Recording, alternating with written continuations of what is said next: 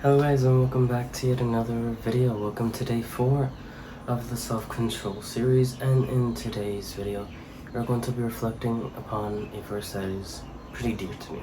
Job 31 verse 1, and it says, I have made a covenant with my eyes. How then could I gaze at a virgin? Once you understand what that really means, that is such an impactful verse in our walk with God and life as a whole.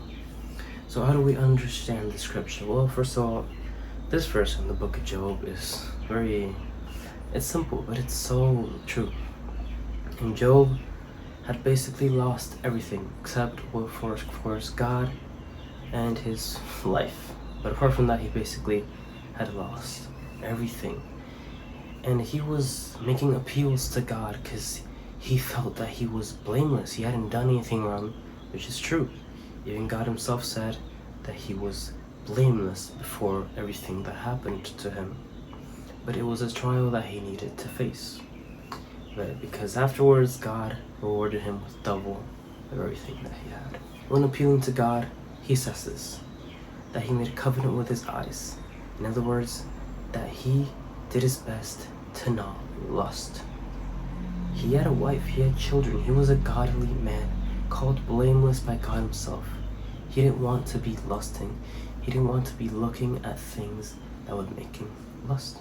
So what does this verse say about self-control? To make a covenant with our eyes is to have self-control over what we see so that we don't lust. Job was very smart there, very wise. He knew that. He knew that when you look at certain things on purpose or an accident, that can cause you to start lusting. And Job didn't want that, of course. He was a godly man, a man of family, and he didn't want that. And we're human, we're bound to lust. But that is why Job did his covenant with his eyes. That's how he said it, and that is a beautiful, beautiful example of self-control. Something that as a boy, as a girl, as a man, as a woman, you must apply to yourself. And that is to have self-control over what you see and hear. The same principles apply. But yeah, it is very important to control what you see and hear. Because you know that if there is something that you are looking at every day, or something that just appears out of nowhere that you know will arouse you and cause you to have lustful thoughts and or do lustful things, you must discipline yourself, take action, and restrain that. Now moving on to how do we apply this, because this verse, the bulk of this verse is an appliance. How do we apply a covenant with our eyes?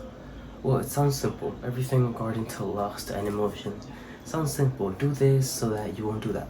But it's so hard, especially with lust, because lust delves deep into your heart and soul. That is why it's such a dangerous sin. Arguably the most dangerous sin, because we are told to run away from it several times, and we see examples of that in Joseph. Joseph literally ran away from lust in Genesis. Yes, I almost forgot. This can take forms in many, many different ways. If you're clearly looking at things that I don't have to mention because you know what they are, you must take action. Or if you are listening to, there are many apps where you look at those things.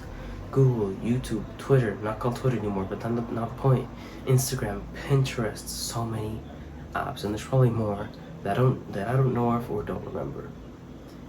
But honestly, if it's that bad, what I recommend, and I did actually, is to uninstall one or all the apps that you need to for a time, or forever, however you need. And in that time that the app is uninstalled, get closer to God. Desperately. Because when I was in the peak of my lustfulness, I uninstalled an app. I took measures. But what got rid of the bulk of my lust was God, not my own strength. And that is the reality of things. After constant praying and being desperate because I didn't want to be doing that anymore, God was the one who enabled me to stop lusting as much. But we are humans and we will fall back. That is where the covenant comes for. God will get rid of that bulk, of that very, very big part of you that keeps lusting, that keeps being angry, and any other emotion. But once God gets rid of that bulk, we must take action, to take steps, to make that covenant with our eyes, with our ears, with our mouth, whatever it may be, so that we don't fall back into that. You're human, we make mistakes. And once we do that mistake, we must learn from it and take an action to prevent it once more. Because it's not fair. God gets rid of that bulk, that heavy bulk that even you probably didn't know you had. Because God, when He says heals us, He heals us. He heals us from things we didn't even know we had. So it's not fair that God does that, and then because you didn't take steps, even though knowing you should, fall back into it. And God, since He is so loving, He just wants you to come back to Him so that He can heal you again. So we must take steps to prevent that, and that is where the covenant comes from. And that is why this verse is honestly wonderful and wisdom. That verse is just wisdom right there.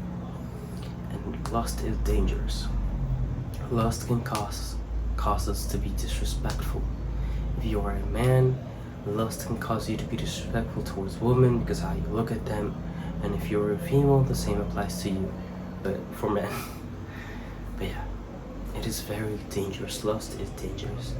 And that is why the Bible constantly warns us against lust. The Bible warns us against many things, but lust is one of the things that you will see a lot mentioned. So yes, take your actions, take your step, take a moment to pray to God and analyze the things that are making you lust. And if it's found within an app, uninstall that app either permanently or for a certain amount of time, just in case you may need that app. I know that sometimes those things can be people and you don't really have much control over that. So if it's people, for example, you go to certain places and you see people that you find attractive, just don't spend too much time looking at them. Quite literally look away from them if it's necessary. Because sometimes, my example as a man, if you are a man, you are going to a restaurant or whatever else, a beach, and you'll find a woman that is very physically attractive to you. Don't keep looking at her if you know that you are going to think things that you shouldn't. Look away. Do whatever you need to. And for that, you need to spend time with God so that you know what it is you need to do. Hope you understood what I was trying to convey with this message. It is a very important message as human beings, as Christians in our walk with God. Hope you all enjoyed. Hope God spoke to you. See you on the next one. Bye bye.